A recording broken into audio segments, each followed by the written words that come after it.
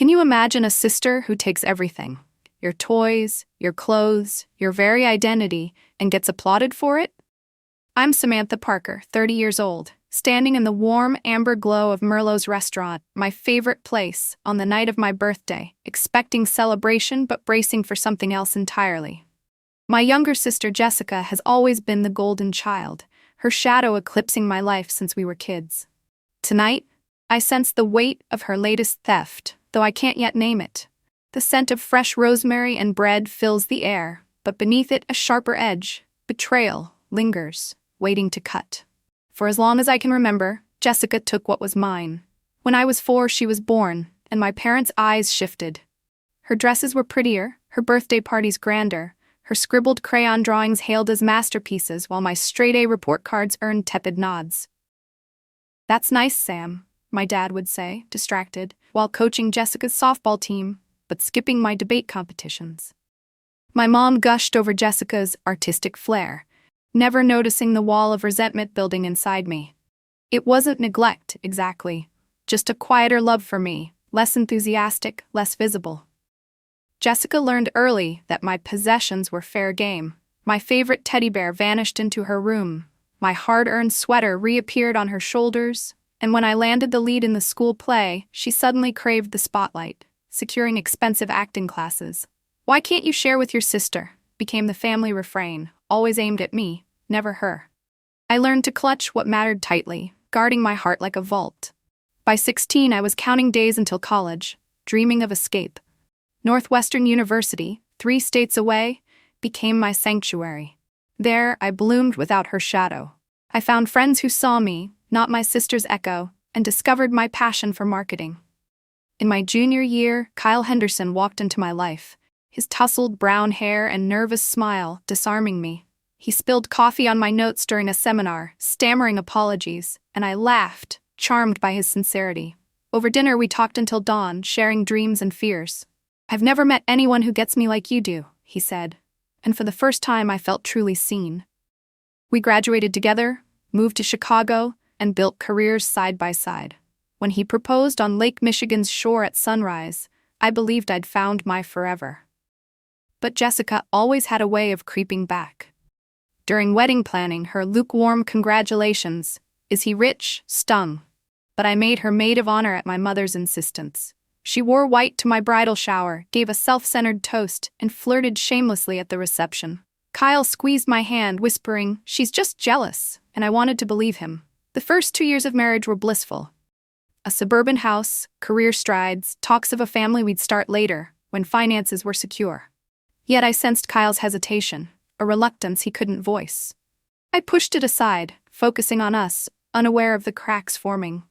Looking back, I see how naive I was, thinking distance from Jessica could protect me. Her pattern, taking what's mine, wasn't childish anymore. It was calculated, and I was about to learn how far she'd go. As I sit at Merlot's, waiting for Kyle, the familiar ache of anticipation and dread settles in my chest, like the moment before a storm breaks.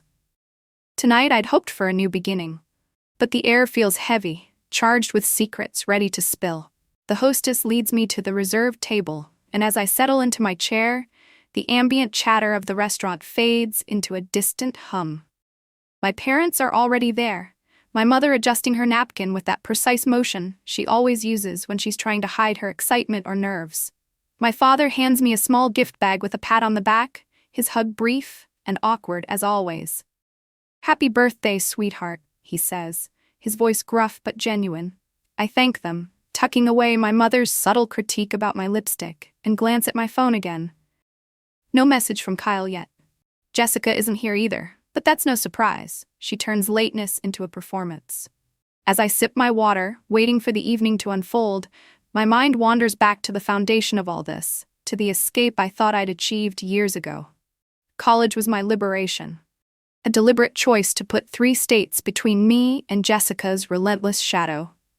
Northwestern University wasn't just a school, it was a rebirth. For the first time, I walked into classes without the weight of comparison, my ideas valued on their own merit. I joined a marketing club, where my campaigns were praised, not overshadowed by Jessica's dramatic flair. I made friends like Emily, who shared late-night study sessions and laughed at my stories without judgment, helping me unpack the resentment I'd carried like an invisible backpack. One weekend, Jessica surprised me with a visit, claiming she missed her big sister. But I saw through it. She'd heard about my new social circle and wanted in. She flirted with my dorm mates, borrowed my clothes without asking, and even crashed a party, turning heads with her bold stories. "You're so lucky to have such a fun sister," Emily said afterward, but I felt the old familiar twist in my gut, reminding me that distance alone wasn't enough to sever her pull. Still, those 4 years transformed me. Without her constant competition, I discovered passions I didn't know I had, like leading group projects that honed my communication skills. And then, in my junior year, Kyle entered the picture. He stumbled into my advanced marketing seminar, his brown hair tousled from the wind, carrying a stack of books and a coffee that he promptly spilled across my notebook when he tried to say hello. "Oh God, I'm so sorry," he stammered, his cheeks flushing as he dabbed at the mess with napkins. I could have been annoyed, but his genuine panic was endearing, a far cry from the polished confidence Jessica always projected. Instead of brushing him off, I smiled and said, "Make it up to me with a new set of notes." That led to dinner at a cozy campus cafe, where we talked for hours about our ambitions. He wanted to build brands that mattered. I dreamed of storytelling through ads. We bonded over shared favorites, like classic novels and late-night walks by the lake. "I've never met anyone who gets me like you do," he confessed as the sun rose, and in that moment, I felt a spark of true connection, untainted by family dynamics. Our relationship grew steadily from there. Kyle was attentive in ways I'd never experienced, remembering small details like my preference for black coffee with a splash of milk, or surprising me with tickets to a debate tournament I'd mentioned in passing. We navigated the chaos of senior year together, supporting each other's internships and celebrating small wins. But even then, Jessica's influence crept in subtly. She'd call with advice on my outfits or question Kyle's intentions in passive-aggressive texts. I ignored it, focusing on the life we were building. After graduation, Chicago became our home, a bustling city full of opportunity. We rented a tiny apartment downtown, furnished it with thrift store finds, and dove into our careers, me at a mid-sized marketing firm, him climbing the ladder in brand management. Those early days were filled with simple joys, cooking experimental dinners that often failed hilariously, weekend explorations of neighborhoods, and dreaming about the future. When he proposed 2 years later, kneeling on the sandy shore of Lake Michigan as the sky turned pink, tears stung my eyes. "Yes," I whispered, slipping on the ring, believing we'd created something unbreakable. Wedding planning brought Jessica back into the fold, of course. My mother's insistence that she be maid of honor felt like a concession to old patterns, but I agreed to keep the peace. Jessica's response to the engagement news was tepid. "Well, I guess congratulations. Is he rich?" It hurt, but I pushed forward. She wore white to the bridal shower, a bold move that drew whispers, and her rehearsal dinner toast rambled more about her acting aspirations than our love story. At the wedding, she arrived late for photos, cried dramatically during the vows, and flirted with Kyle's groomsmen, but the day was still magical, with Kyle's reassuring whispers grounding me. "She's just jealous because you're incredible," he said, and I clung to that. Our first 2 years as husband and wife felt like a dream realized. We bought a modest house in the suburbs, with a backyard we planned to fill with memories. Careers advanced, me landing bigger clients, him getting that promotion, and we discussed starting a family, though Kyle's caution about finances made me wonder if there was more to his hesitation. Intimacy was frequent and tender, conversations deep and honest. But slowly, imperceptibly at first, things began to shift. About a year ago, Kyle started staying late at work more often, his phone face down on the counter. Passwords suddenly changed. He'd jump if I glanced over his shoulder while texting, and our physical closeness dwindled to polite roommate interactions. "It's just stress from the promotion," he'd assure me when I broached it, promising normalcy soon. But normal never returned. The gap widened. I found myself scrutinizing phone bills for unknown numbers, smelling unfamiliar perfume on his collars, not mine, something sweeter, more floral. A long blonde hair on his jacket one evening stopped me cold. Jessica's hair was that exact shade. I told myself it was paranoia, echoes of childhood insecurities twisting my judgment. After all, Jessica lived nearby, but we saw her only at family events. Why would Kyle, my steady Kyle, cross that line? Yet the doubts festered, like a quiet rot beneath a polished surface. As my 30th birthday neared, I pinned hopes on it as a reset. Kyle promised to make it special, and my parents organized this dinner at Merlot's. I dressed carefully in the blue dress he loved, styled my hair just so, whispering to my reflection, "Tonight will be different." Little did I know how true that would be, though not in the healing way I'd imagined. Now, as the waiter returns with drinks, I force a smile, the storm clouds gathering thicker in my mind. The commotion at the entrance pulls me from my thoughts, and there she is. Jessica, making her grand arrival as always, her laugh cutting through the restaurant like a spotlight demanding attention. She's in a tight red dress that hugs her curves, drawing eyes from nearby tables, and my heart stutters when I see who's with her. Kyle, holding the door, his hand grazing the small of her back in a way that's too familiar, too intimate for mere coincidence. "Sorry we're late," Jessica says, leaning in to kiss my cheek with that calculated precision, no smudge left behind. I ran into Kyle in the parking lot. Lucky, right? Kyle slides into the seat beside me, his squeeze on my shoulder feeling more like an apology than affection. He smells of fresh shower and heavy cologne, and his excuse about a work call rings hollow now. "Happy birthday, Sam," he murmurs, avoiding my eyes.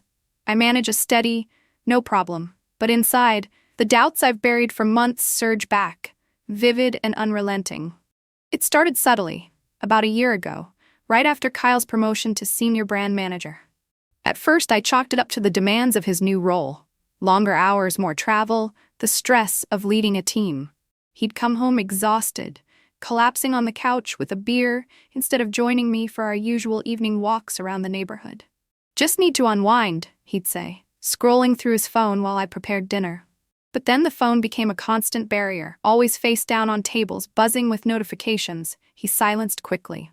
One night, I reached for it absent-mindedly to check the time, and he snatched it away, his voice sharp. "I've got it."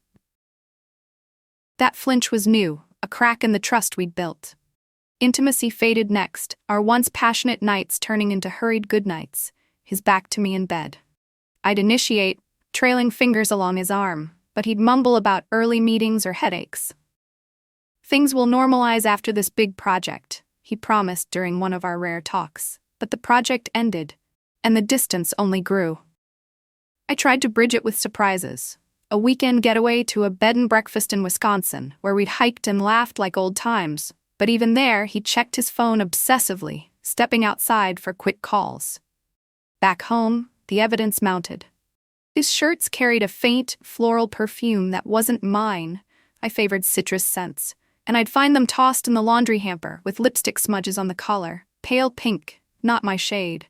"Must be from a client lunch," he shrugged when I asked, but his eyes darted away.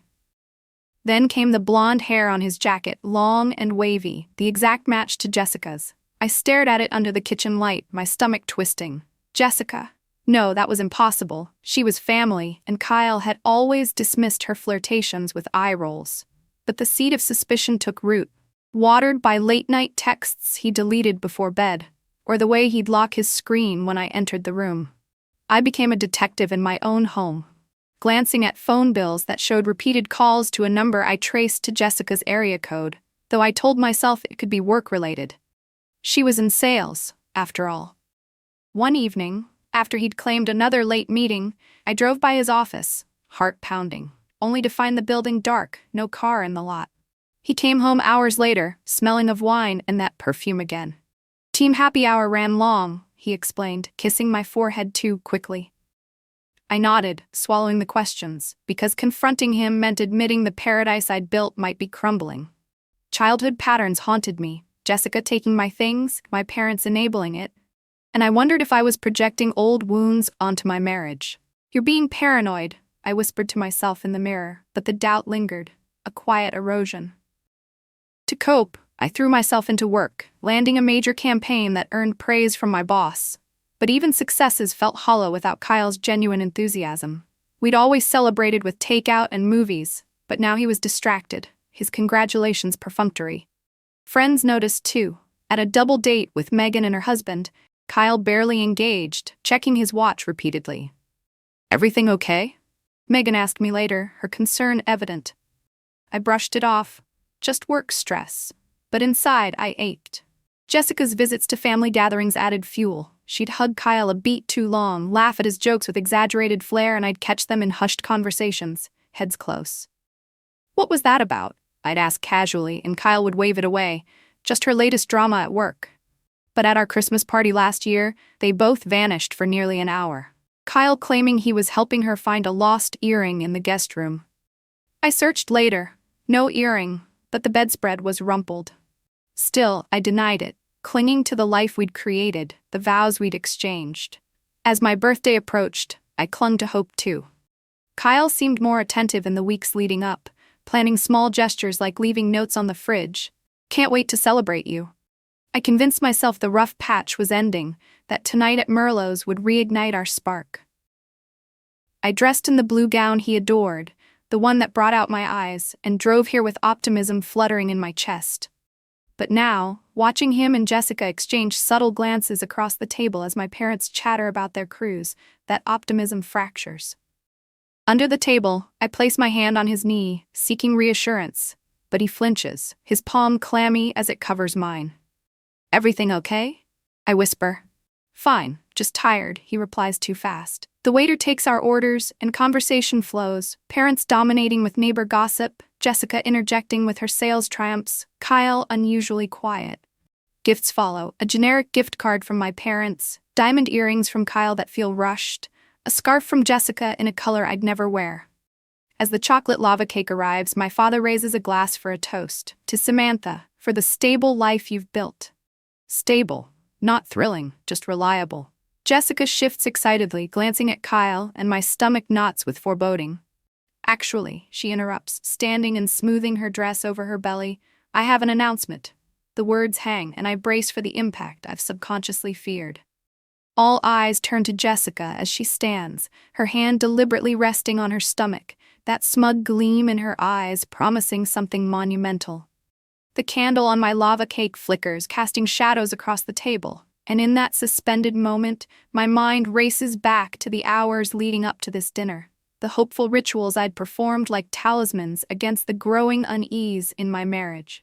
I'd woken early that morning, the sunlight filtering through our suburban curtains in a way that felt almost optimistic, determined to make this milestone birthday a pivot point. Kyle had already left for work, leaving a quick note on the kitchen counter. "See you tonight, love." But no kiss goodbye. Another small omission I'd noted but ignored. I spent the afternoon at a spa my friend Megan recommended, indulging in a facial and manicure, the esthetician's gentle hands massaging away tension, while I closed my eyes and visualized reconnection. Maybe a quiet dance in the living room later, or whispered plans for a spontaneous trip. Choosing the blue dress was intentional. Kyle had once said it made my eyes sparkle like the lake on our proposal day, and as I zipped it up, I added a spritz of my citrus perfume, hoping the familiar scent would stir memories of better times. Styling my hair in loose waves, the way he preferred, I stared at my reflection and murmured, "Tonight will be a new beginning," unaware of how fate would twist those words. Driving to Merlot's, the radio played an old love song that made me smile, traffic light for once, as if the universe conspired for smoothness. The restaurant's exposed brick and amber lights welcomed me like an old friend, the aroma of rosemary and garlic bread wrapping around me comfortingly. The hostess recognized me. "Mrs. Parker, your family is waiting," and led me to the table where my parents rose with measured affection. My mother's face brightened in her contained way, her hug light, while my father enveloped me briefly, his cologne a mix of tobacco and aftershave that always reminded me of childhood Sundays. "Happy birthday, sweetheart," he said, passing the gift bag, and I settled in, exchanging pleasantries about their recent cruise, the neighbor's endless landscaping saga. My mother touched my hair approvingly, but couldn't resist. "You look nice, Samantha, though a touch-up on the lipstick might help for photos." I smiled through it, years of practice making it easy, and ordered water to wait for Kyle's toast. Jessica's absence was expected. She thrived on entrances, ensuring the room paused for her. As we waited, conversation meandered. My father praising Kyle's work ethic, my mother sharing a recipe she'd tried, and I checked my phone again. No updates, the knot in my stomach tightening. Then came the stir at the door, Jessica's laugh ringing out like a bell, heads turning as she swept in, her red dress clinging boldly, exuding that effortless charisma that always drew admiration. But seeing Kyle beside her shattered my composure. He held the door with a chivalrous nod, his fingers brushing her back in a gesture too casual, too loaded. They approached together, too close, their smiles synced in a way that screamed shared secrets. "Sorry we're late," Jessica breezed, her cheek kiss cool and flawless. "Ran into Kyle outside. Total coincidence." Kyle took his seat, his touch on my shoulder tentative, his fresh showered scent overpowering, masking something beneath. I forced calm, but the pieces clicked. The late nights, the perfumes, now this synchronized arrival. As the waiter refilled waters, family chatter resumed, but tension hummed like electricity. My parents dove into cruise anecdotes, Jessica peppering in her sales victories, closing a big deal with a celebrity client, or so she claimed. While Kyle stayed subdued, nodding vaguely. I tried connecting under the table, my hand on his knee met with a clammy response, his fine too clipped. Gifts arrived amid the plates. Parents' impersonal card, Kyle's earrings gleaming but soulless, Jessica's scarf in that unflattering orange. "Perfect for you," she insisted with a wink. The lava cake followed, the candle lit, my father toasting my stable life, a word that landed like a dull thud, reliable, not radiant. Jessica fidgeted, exchanging loaded looks with Kyle, her excitement palpable. In that build-up, I recalled more preparations. I'd baked cookies that morning as a thank you for my parents, left them in the car now, a small act of thoughtfulness amid the chaos. I'd even journaled my hopes for the year ahead. Stronger marriage, perhaps therapy if needed, clinging to positivity. But watching Jessica now, poised like a queen about to decree, those hopes felt fragile.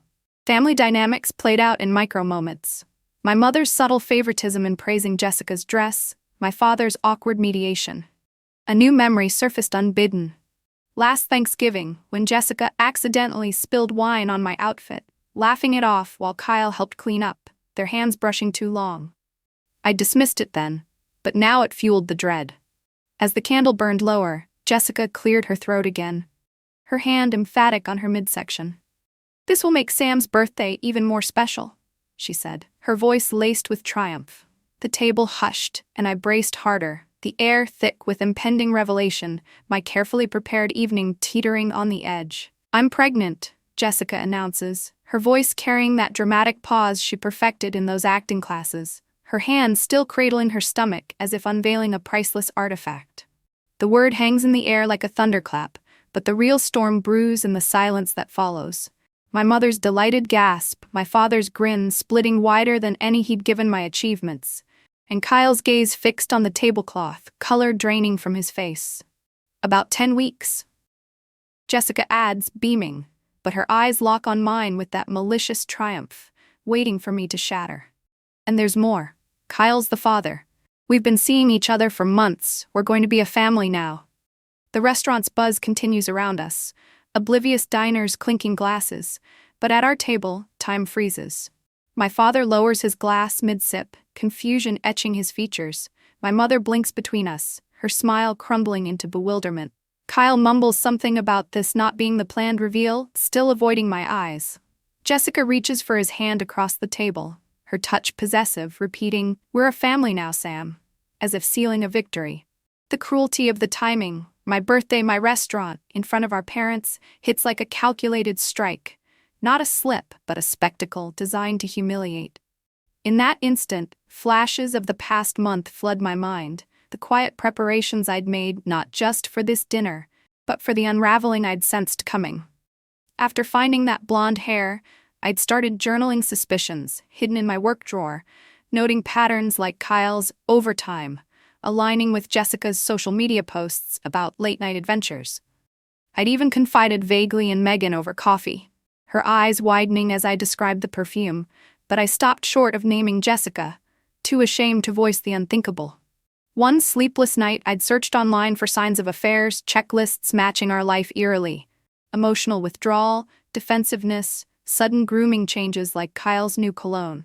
But I held back from confrontation, gathering strength instead, booking a solo therapy session where the counselor encouraged evidence before accusations. "Protect yourself," she advised, and I did, stashing copies of joint statements in a safe deposit box, just in case. Now, facing Jessica's smug declaration, those precautions feel like lifelines. My mother stammers, "I don't understand. Kyle is Samantha's husband," stating the obvious as if it might rewind the moment. Jessica waves it off. "Not for much longer. They've had problems forever. When real love happens, you can't fight it." Real love, as if our 7 years were a forgery. Kyle finally meets my gaze, guilt and relief warring in his expression. "I'm sorry, Sam. It just happened." Just happened, like an accident, not deliberate deception. "When?" I ask, my voice steadier than I feel, the question slicing through the haze. Kyle shifts. "Does it matter?" But Jessica jumps in, reveling. "At your Christmas party, remember? When we both disappeared, you thought he was helping with my earring?" Her laugh grates like shards, detailing their first encounter. 6 months of lies crystallize, anniversary surprises I'd planned while they sneaked around. My father suggests privacy, but Jessica insists, "We're family and soon there'll be a grandchild."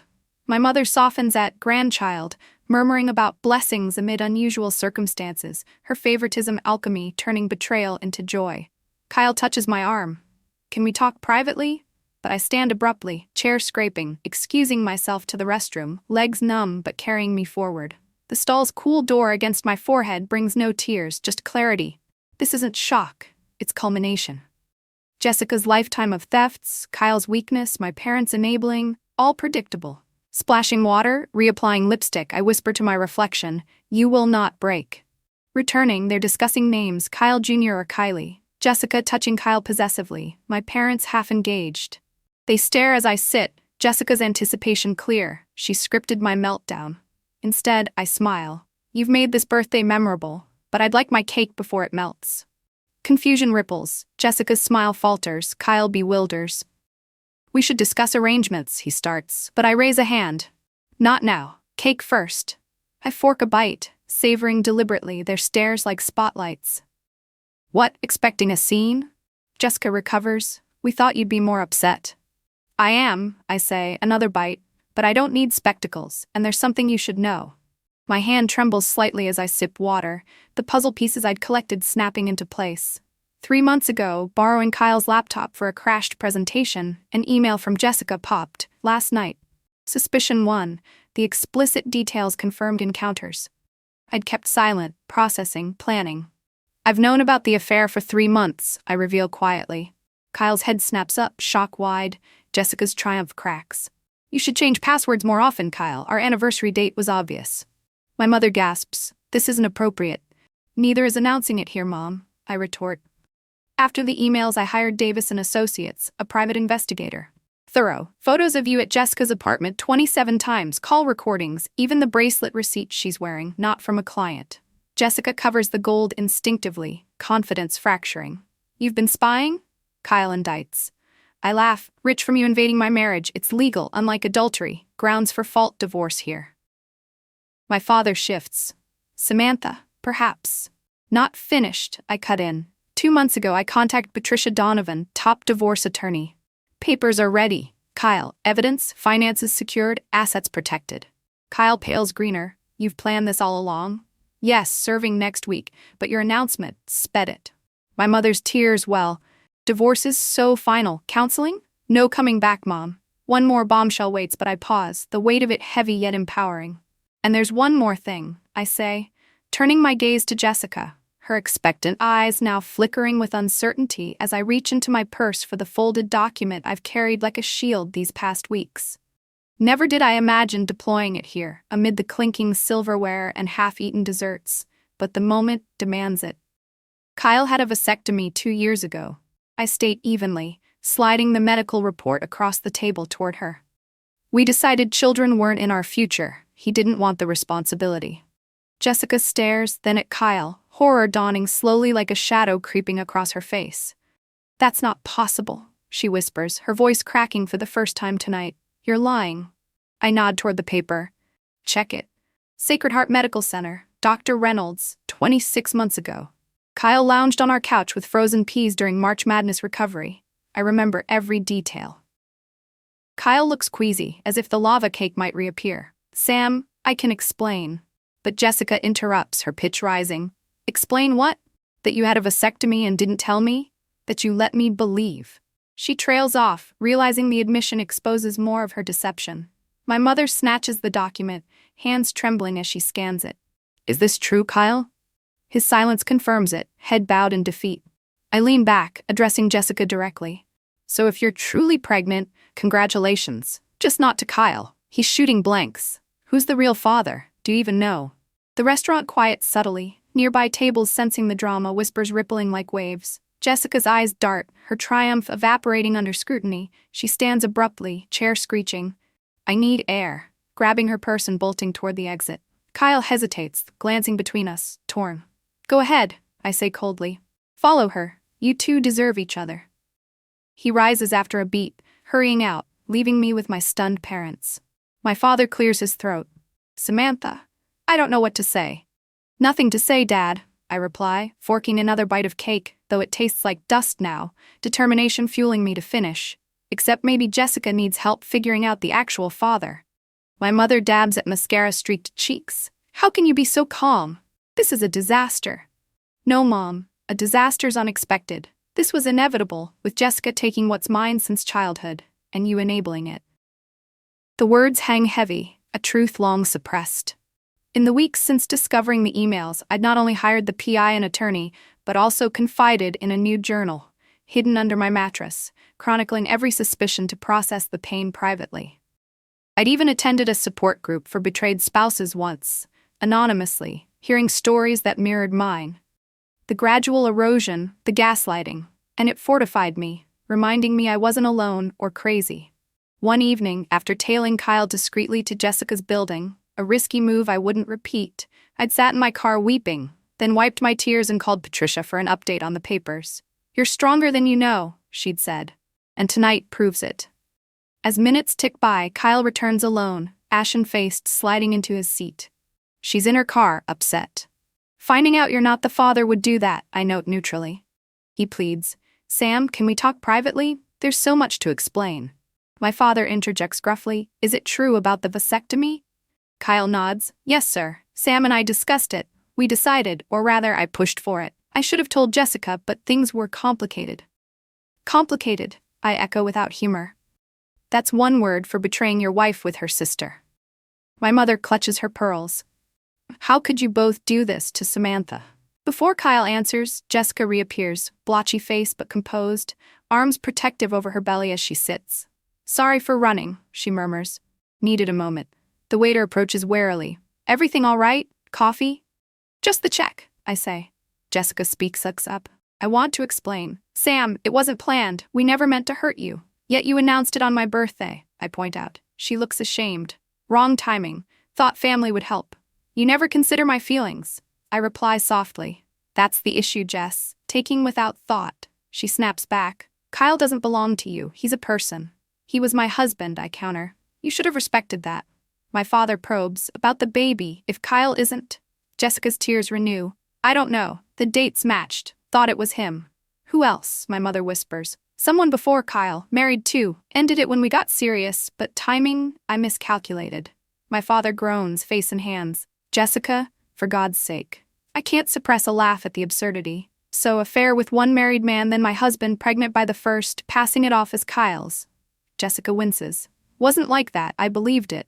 Well, he's not, I affirm. Kyle speaks. I have decisions too. You said I was the only one, Jess. No one else for months. She reaches. Kyle, I made a mistake, but we have something real.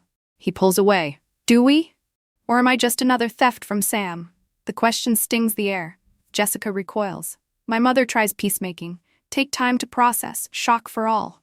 Understatement, my father mutters. I stand, smoothing my dress. Wise. Kyle, attorney contacts you next week. Stay elsewhere, men time. He pleads. Sam, please, we're past talking. You chose months ago. To my parents, thanks for dinner. Memorable.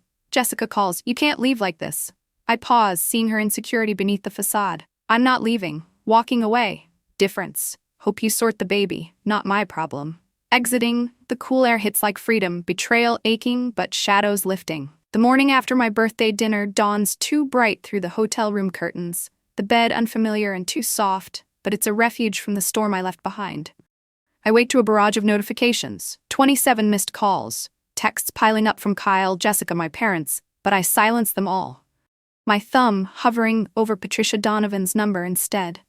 "It's time," I tell her when she answers, my voice steady despite the ache in my chest. "File the papers today." She schedules me for 11, her professional calm an anchor in the chaos. As I dress in yesterday's clothes, the blue gown wrinkled now, I reflect on the immediate hours after walking out of Merlot's, the drive to this nondescript hotel on the city's edge, checking in under my maiden name for anonymity, collapsing onto the bed without tears, just a numb resolve. I'd texted Megan a brief, "need a place tomorrow," long story, and her instant reply, "Of course, whatever you need," reminded me of friendships untarnished by family ties. Now, sipping bitter hotel coffee, I ignore Kyle's pleas. "Please come home, we need to talk." Deleting them methodically, focusing on the practical dismantling ahead. Patricia's office is sleek and efficient, walls lined with law books that promise order amid disorder. She reviews the documents with me, evidence from the PI stacked neatly, financials protected by our prenup, fault grounds clear. "This is solid," she says, "but expect pushback." I sign with a firm hand, the pens scratch a small act of reclamation. Leaving, I feel lighter, though the betrayal's wound pulses fresh. Back at the house while Kyle's at work, I rally 2 friends and a moving truck, packing only what's mine. Clothes folded precisely, heirlooms wrapped in bubble wrap, pre-marriage furniture loaded carefully. The wedding photos stay on the walls, a ghost of what was. I leave his ring on the nightstand with a note. Patricia will handle the rest. Megan's guest room becomes my temporary haven, her hug fierce as we unpack. "I can't believe Jessica," she says over wine that night, helping sort books. "Siblings fight, but this?" I nod, sharing fragments. The announcement, the vasectomy reveal, her outrage validating mine. Kyle's desperation escalates, texts turn frantic. "Made a terrible mistake. Jessica meant nothing." The lie bolsters my walls. If nothing, why risk everything? 3 days later, he pounds on Megan's door, voice muffled. "Sam, please, just talk. We can fix this." Neighbors peer out, and Megan threatens police, but he leaves shouting, "This isn't fair, you won't even explain." I forward his messages to Patricia, adding to the record. Jessica calls that night, her voice small. "Sam, can we talk? I need my sister." The audacity stings. "You needed her when sleeping with her husband? Too late." She admits, "Unforgivable, but I'm scared, pregnant with a married man's baby, and Kyle's ghosting me." Despite a flicker of pity for the insecure girl beneath, I hold firm. What did you expect? Sunset with him, I don't know, was worth it. Hanging up, grief hits, not just for the marriage, but the warped sisterhood. My parents plead next, my mother suggesting counseling. Jessica erred, but she's family, needs support with the baby. Support her then, I reply, I'm done as her net. My father surprises, you're right to be angry, what they did was wrong, don't let it poison you. Not planning to, Dad, moving on. A week post-dinner, I lease a trendy one-bedroom apartment Kyle would have vetoed, painting walls a vibrant teal he hated, furnished with pieces that scream independence, a plush armchair for reading, a desk overlooking the city. Work becomes sanctuary. I volunteer for high-stakes projects, staying late to brainstorm campaigns, my focus earning nods from colleagues. David from Creative leaves coffees with notes, hang in there. Simple kindnesses accumulate. Kyle's tone shifts to bitter. Froze our accounts? Mature, Sam? Patricia handles it. Delay tactic. The prenup holds.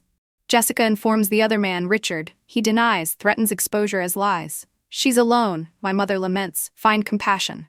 Mine's for me now, I say. 3 weeks on, Jessica appears at my door, disheveled, eyes puffy. Kyle's with someone from work, can you believe? Irony thick. Yes, the cheater cheats. Pattern. She crumples. Thought we were different. Want my sister back, sorry. I waver, seeing our shared history, but stand firm. Not ready to forgive, need space. She nods, tears flowing. If ever ready, I'm here. Watching her leave, emotions swirl. Anger, freedom, a boundary finally set. Amid this, I start yoga classes Megan drags me to, the stretches loosening not just muscles but pent-up rage, breaths centering me. One session, I journal post-class in a cafe, listing gratitudes, loyal friends, career momentum, self-reliance unearthed. Professional wins mount, a promotion to team lead, managing including David, whose support hints at more, though we tread slow.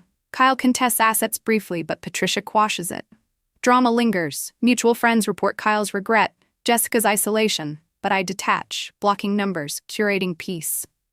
Nights alone in my apartment, city lights twinkling. I sip tea and read, rediscovering joys sidelined in marriage. The pain ebbs, replaced by tentative hope. This aftermath, raw as it is, forges something resilient. 1 year after that fateful birthday dinner, I stand in my apartment, now fully mine, with walls adorned in artwork I chose without compromise, and gaze at my reflection in the full-length mirror, the woman staring back both familiar and evolved, like a traveler returned from distant lands with stories etched into her skin. The divorce finalized 6 months ago, smoother than expected once Kyle recognized the ironclad evidence Patricia had assembled. He accepted the prenup terms, leaving me with my pre-marriage investments, half the house sale proceeds, and untouched retirement funds, while he kept his business shares and whatever remnants of guilt he carried. I'd watched from afar as he relocated to Denver for a fresh start, mutual acquaintances whispering of his new job and newer girlfriend, a chapter closed with more relief than regret. Jessica's journey unfolded differently. Her baby boy, Leo, arrived 3 months ago, DNA confirming Richard as the father, the pharmaceutical exec she'd entangled with before Kyle. He left his wife amid the scandal, moving in with Jessica, their relationship tentative but anchored by parenthood. Jessica surprising me with a genuine commitment to motherhood, diapering and cooing in ways that softened her edges. Our bond remained layered, fraught yet mending. After honoring my space for months, she sent a handwritten letter that caught me off guard with its introspection. Therapy's helping me unpack why I've competed with you forever.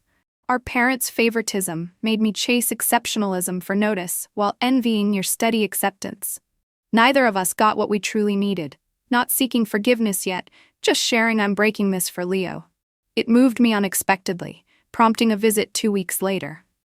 Holding Leo, with his grandfather's eyes and Jessica's chin, but no trace of Kyle, stirred a mix, sorrow for lost possibilities, hope for this new life, a fragile bridge to my sister. He's beautiful, I said sincerely, and when she asked hesitantly if I'd be godmother, I agreed, envisioning guiding him toward strength and independence. My parents navigated the fallout awkwardly at first, trying to balance ties with Kyle as if our split stemmed from mere drift, but tense dinners forced reckonings. My father admitted over coffee one afternoon, "We gave Jessica more because she demanded it with her volatility. You seemed so capable, Sam. We didn't see how it hurt you." Not full absolution, but a start. We're learning healthier dynamics, family therapy sessions awkward but productive, favoritism's alchemy slowly dissolving. Professionally, I've soared, pouring energy into work yielding a promotion to department head, overseeing campaigns that challenge and fulfill. My team, including David, whose quiet support blossomed into gentle romance, were pacing it slowly, coffee dates evolving to weekend hikes, his kindness a balm without pressure.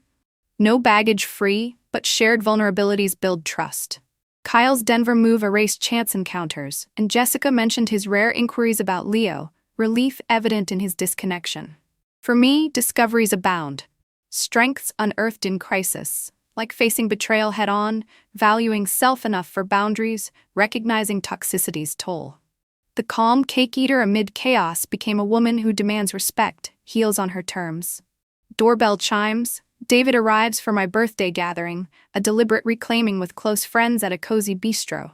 "You look beautiful," he says, handing a leather journal inscribed with Kubler-Ross. "The most beautiful people have known defeat, suffering, struggle, loss, and found their way out." "Perfect," I murmur, touched. At the restaurant, friends rise with warmth, toasts pure and agenda-free. "Happy birthday, Sam." I smile from the table's center, unapologetic in my space, reflecting on lessons forged in pain. Loss creating room for needs unmet, forgiveness a choice not duty. Family ties no excuse for harm, worth self-defined. Betrayals shatter rebuilt me authentic, stronger. As laughter fills the air, past weights lift further, future beckoning with promise. In the quiet aftermath of that evening, as the city lights softened into a gentle haze beyond my window, I found myself lingering over a cup of herbal tea, its steam rising like faint memories dissolving into the night air. The laughter from dinner still echoed faintly in my thoughts, a warm reminder that connections forged in authenticity could mend what once felt irreparably broken, reassuring me that time, with its patient grace, had woven threads of resilience through the fabric of my days. Jessica's letter rested on my nightstand, its words a tentative bridge across the chasm of our shared history. And holding Leo earlier that month had stirred a quiet hope, his tiny fingers curling around mine as if to say that new beginnings often arrive wrapped in the innocence of what comes next. My parents' evolving understanding, though imperfect, offered small comforts, like shared meals where conversations flowed with less guarded edges, allowing wounds to breathe and heal under the soft light of acknowledgement. Work, too, had become a sanctuary of purpose, the promotion not just a title but a testament to the strength I'd uncovered. While David's presence added layers of gentle possibility, our walks hand in hand under autumn leaves whispering of futures unhurried and kind. Kyle's distant life in Denver felt like a closed book on a high shelf, no longer pulling at my attention, and the apartment, with its teal walls and scattered journals, stood as a haven I'd crafted entirely for myself, each corner a quiet affirmation of independence. As I set the cup down and dimmed the lamp, the room filled with a peaceful stillness, the kind that envelops you like a soft blanket after a long journey. And in that hush, I whispered to the shadows, "You've come so far," letting the words fade into the darkness like a final, tender breath.